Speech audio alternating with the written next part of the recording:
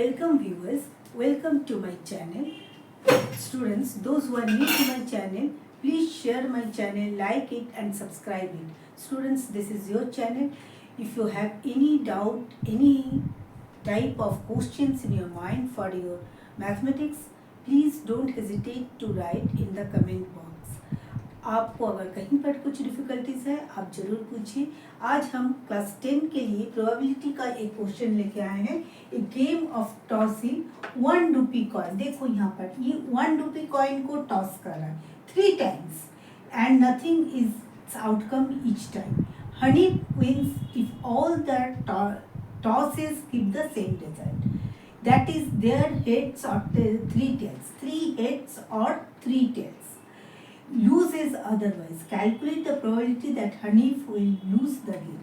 क्योंकि ये क्वेश्चन हम इसलिए लिए कि NCERT CBSE में 2016, 17, 19 में आया हुआ और NCERT का क्वेश्चन है, तो आप क्लास 10 के लिए जिन लोग प्रिपेयर कर रहे हैं बोर्ड के लिए उन लोग के लिए इम्पोर्टेंट क्वेश्चन है. Now if a coin is tossed, coin is tossed for 3 times,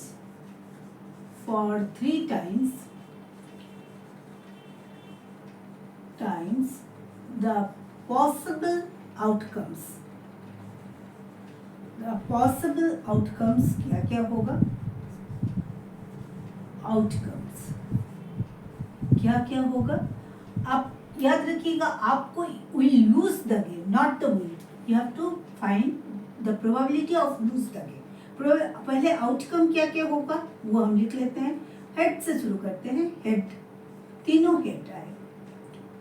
then head, tail, head, head, head, tail, then head, tail, tell.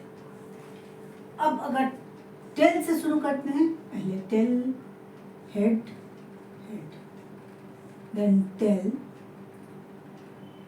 head, tail. ये भी एक हो सकता है. और क्या हो सकता है? tail, tail, head, then tail, tail, tail. यानी 1, 2, 3, 4, 5, 6, 7, 8. 8 outcomes. Possible outcomes is 8. Outcomes will be 8. 8. अब देखो इसमें से अगर H तीनों हेड आ गया तब तो वो विन करेगा. तीनों टेल आएगा तो ये विन करेगा. ये दोनों को छोड़ के हम लोग बाकी ले लेंगे. So probability of he will lose,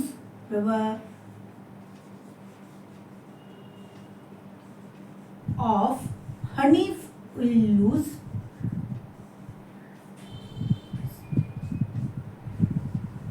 कितना हुआ तुम्हारा? 1, 2, 3, 4, 5, 6. So it will be 6 by 8. So this is 3 by 4. So what is the probability that he will lose the game is 3 by 4. Students, ये बहुत आसान तरह का सम है. आप लोग इस तरह का प्रैक्टिस कीजिए.